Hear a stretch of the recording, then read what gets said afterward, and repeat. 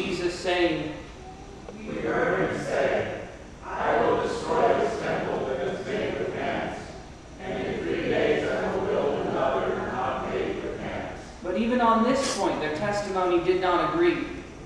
Then the high priest stood up before and asked Jesus, "Have you no answer?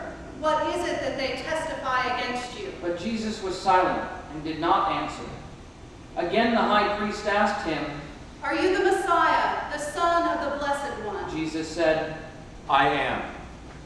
And you will see the Son of Man seated at the right hand of the power and coming with the clouds of heaven. Then the high priest tore his clothes and said, "Why do we still need witnesses? You have heard his blasphemy. What is your decision?" The whole council condemned Jesus as deserving death. Some began to spit on him, to blindfold him, and to strike him, saying to him, "Prophesy." The guards also took Jesus over and beat him.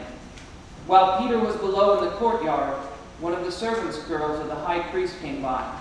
When she saw Peter warming himself, she stared at him and said, You also were with Jesus, the man from Nazareth. but Peter denied it, saying, I do not know or understand what you are talking about. and Peter went out into the forecourt. Then the cock crowed, and the servant girl, on seeing him, began again to say to the bystanders, This man is one of them. but again Peter denied it. Then after a little while, the bystanders again said to Peter, Certainly you are one of them, for you are a Galilean. but Peter... I do not understand what you talk about. At that moment the cock crowed for the second time. Then Peter remembered that Jesus had said to him, Before the cock crows twice, you'll deny me 3 times. and Peter broke down and wept. As soon as it was morning, the chief priests held consultation with the elders and scribes and the whole council. They bound him. They bound Jesus, led him away, and handed him over to Pilate. Pilate asked him, Are you the king of the Jews? Jesus answered him. You say so. Then the chief priests accused Jesus of many things. Pilate asked him again, Have you no answer? See how many charges they bring against you. but Jesus made no further reply, so that Pilate was amazed. Now at the festival, Pilate was used to release a prisoner for them, anyone for whom they asked. Now a man called Barabbas was in prison with the rebels who had committed murder during the insurrection. So the crowd came and began to ask Pilate to do for them according to his custom. Then Pilate answered them, Do you want me to release for you the king of the Jews? for he realized that it was out of jealousy that the chief priests had handed over Jesus. But the chief priests stirred up the crowd to have Pilate release Barabbas for them instead. Pilate spoke to them again. Then what do you wish me to do with the man you call the king of the Jews? The crowd shouted back. Crucify him. Pilate asked them, Why? What evil has he done? but they shouted all the more. Crucify him. So Pilate, wishing to satisfy the crowd, released Barabbas for them. And after flogging Jesus, Pilate handed him over to be crucified. Then the soldiers led Jesus into the courtyard of the palace, that is, the governor's headquarters. And as they called together the whole cohort, and they clothed Jesus in a purple cloak, and after twisting some thorns into a crown, they put it on him.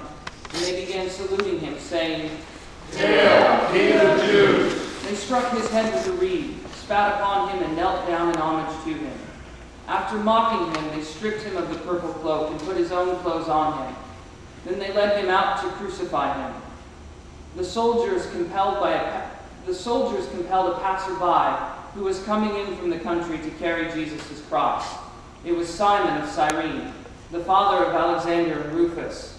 Then they brought Jesus to a place called Golgotha, which means the place of the skull. And they offered him wine mixed with myrrh, but he did not take it. And the soldiers crucified Jesus and divided his clothes among them, casting lots to decide what each should take. It was 9 o'clock in the morning when they crucified Jesus. The inscription of the charge against him read, "The King of the Jews." And with Jesus they crucified 2 bandits, one on his right and one on his left. Those who passed by derided Jesus, shaking their heads and saying, Aha! You who destroyed the temple and built it in 3 days, save yourself and come down from the cross. In the same way way, the chief priests, along with the scribes, were also mocking Jesus among themselves, saying, He saved others, he cannot save himself. Let the Messiah, the King of Israel, come down from the cross now, so that we may see and believe. Those who were crucified with Jesus also taunted him. When it was noon, darkness came over the whole land until 3 p.m. At 3 o'clock, Jesus cried out with a loud voice, Eli, Eli, lama sabachthani, which means, my God, why have you forsaken me? when some of the bystanders heard it, they said, and someone ran, filled a sponge with sour wine, put it on a stick, and gave it to Jesus to drink, saying,